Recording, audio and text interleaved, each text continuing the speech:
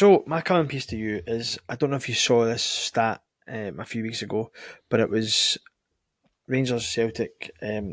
Are two of the worst clubs for giving under 21 players in Scotland a chance. Would you sacrifice some of your success to bleed more youngsters into your team?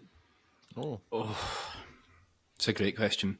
Sacrifice it to Rangers. No, just sacrifice. Well, mate, I'll take it, but just sacrifice the dominance. Please, play players not good enough. So something. That's what you've just asked. Please, I need it for the sanity. But yeah, no, I think if you would like. Well, it depends.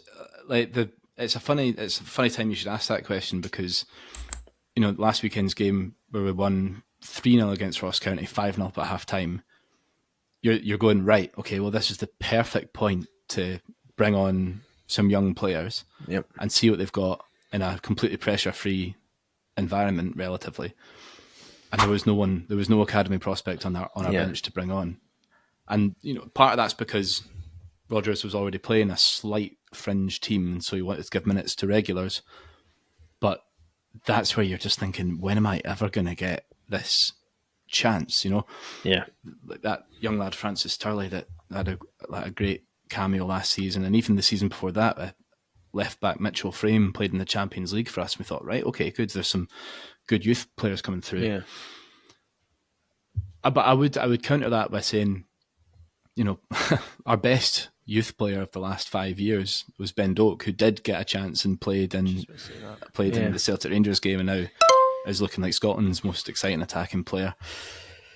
Our captain is a Celtic Academy graduate. Yeah. He's going to be a one-club man. James Forrest, if he'd scored at the weekend, would have scored for 15 consecutive seasons. He's a one-club man. So I don't think Celtic's Youth Academy isn't doing its job, or hasn't been doing its job, rather, but I do sort of wonder who the next one is, because, when McGregor and Forrest eventually do go, I don't know where that legacy player is. Yeah. Kieran Tierney. Well, if he comes back. Can I just add to that? Sorry, it's interesting because obviously I think, obviously with the Ben Doak situation, if you want to use him as an example, do you think players like that, we've seen it from Rangers and Celtic, that these type of players go at the first opportunity down south? And yes, okay, there's an argument to be made to get more money, but do you think... Not even down south, like we've lost players to Bayern Munich. Yeah. I think 2 players to Bayern Munich in the last 5 years at least. Well, I'm just using like the Premier League clubs down south like as an example, but the reason I'm saying that is, do you think because these players know that there isn't much of a pathway into the first team, and they're getting poached for a wee bit more money, they think, well, I might as well and see if I can make it down there, and if not, I'll get well paid. Is there? I thought I've had a few times, like, if both teams had more of a pathway to first team regular football, maybe we wouldn't lose as many promising youngsters. Yeah, there's that. Ben Doak played in a Celtic Rangers game though.